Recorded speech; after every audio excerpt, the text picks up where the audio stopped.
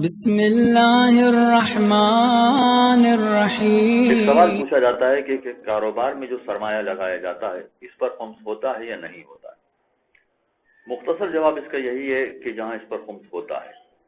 یعنی جب آپ کہیں سے پیسے جمع کر رہے ہیں، چاہے وہ کاروبار ہی سے آپ نے پیسے جمع کیے ہوں،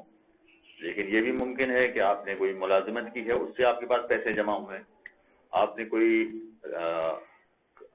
زراعت کی ہے، کاشتکاری کا کوئی کام کیا، اس سے پیسے جمع ہوئے، اور اب آپ مثلا کاروبار کرنا چاہتے ہیں، تو کاروبار کرنے پر جب آپ کی خمس کی تاریخ آ جائے گی تو جتنا سرمایہ ہے اس پر آپ کو خمس دینا پڑے گا، جسے انیشل انویسٹمنٹ کہا جاتا ہے یا عربی میں راس المال کہا جاتا ہے۔ اس راس المال پر بھی خمس ہوتا ہے، چنانچہ کاروبار شروع کرتے وقت راس المال پر یا انیشل انویسٹمنٹ پر خمس دینا پڑتا ہے۔ اس میں ایک استثناء ہے کہ جہاں پر یہ کہا گیا کہ انیشل انویسٹمنٹ پر خمس نہیں ہوگا، یہ وہ مقام ہے کہ جہاں پر اگر آپ کام شروع کرتے ہیں اور اس کا خمس نکال دیتے ہیں تو پھر آپ کے لیے کام کرنا بہت دشوار ہو جائے گا، تقریباً ناممکن ہو جائے گا۔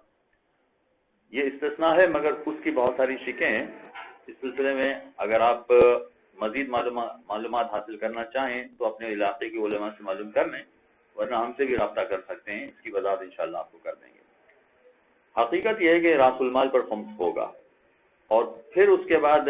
جو اس سے منافع آئے گا اس منافع پر بھی سال کے سال خمس نکالنا ہوگا۔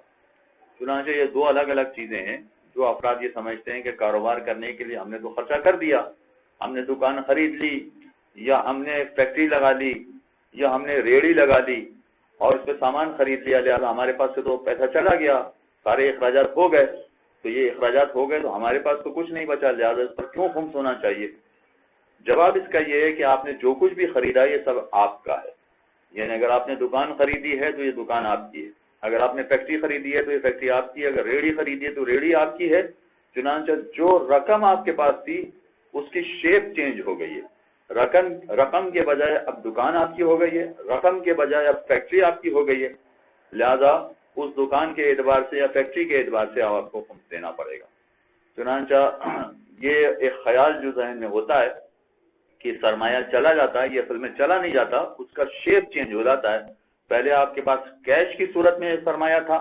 اب وہ کائن کی صورت میں، وہ اشیاء کی صورت میں آپ کے پاس سرمایہ ہے، لہذا اس سرمایہ پر بھی خمس دینا پڑتا ہے، جس کو کہا جاتا ہے کہ انیشل انویسٹمنٹ پر خمس ہے۔ صلی اللہ علیہ محمد وآلہ۔ اللہم صل علی محمد وآل محمد۔